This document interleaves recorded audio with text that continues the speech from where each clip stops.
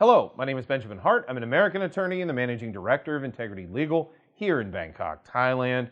As the title of this video suggests, we're discussing the situation in Ukraine and Russia, which my heart goes out to folks in the Ukraine. I feel for you. Everybody involved, everybody detrimentally impacted by this. It's just a terrible situation all around. That said, I got to thinking about making this video when reading a recent article from the Pattaya Mail. That's pattayamail.com. Article is titled, "Ukraine War Squashes More Than Russian Tourism in Thailand."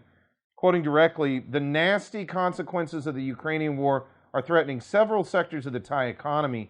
International tourism as a whole is threatened by the Russian invasion, which is dissuading many travelers from traditional markets, notably Europe."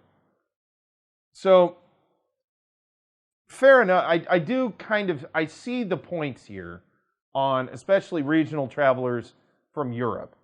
And yeah, I can see where that will have an impact. But, you know, I've noticed this. I don't mean to pick on the Pattaya Mail because I've seen this other places. In fact, it was front page of the Bangkok Post, I think a week ago, talking about how the war was impacting Thai tourism. I can't remember the exact headline, but I do know it was the front page. I remember reading it in the print edition of the Post. Well, really? I mean, my question is really, the war between Russia and Ukraine, or Russia's war on Ukraine, is really the driving factor in the deflation of Thai tourism? Because I think it's pretty safe to say the 2 years this country has been locked down, and the present lockdowns and the present travel restrictions, and the travel restrictions which were taken off briefly and then reimposed in December. You know, I mean, I can give you a litany of things.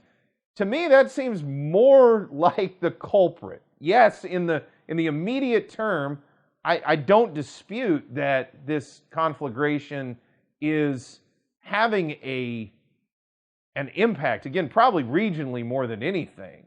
But let's be honest here, the shutdowns and lockdowns did more damage than anything. Now, I'm not going to sit here and say that, you know, going back to the beginning, when we were dealing with this back 2 years ago, yeah, I was concerned myself. I've said this before, I'll say it again. I thought maybe some measures should be taken. But, you know, I've been pretty vocal, especially the past year, about the fact that, you know, at what point, does this end?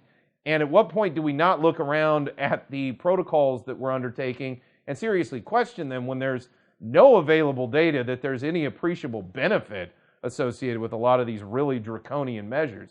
Setting that aside for the moment, though, you know, going back to this, yes, I suspect there is obviously Russian tourism is going to be impacted tremendously, definitely Ukrainian, but regionally, sure, I get it. And Europeans are probably going to be a little more hesitant to maybe take quite such a long trip.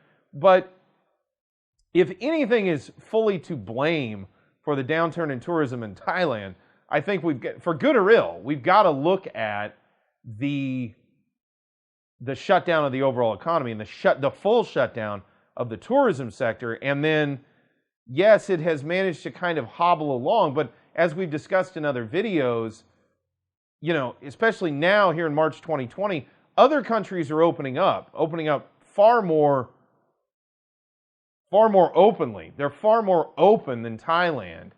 And it remains to be seen if Thailand's going to take a cue from that and start, you know, pulling off some of these restrictions. In my opinion, all this talk of treating this as endemic, at that point, that's it. Cut. We're done.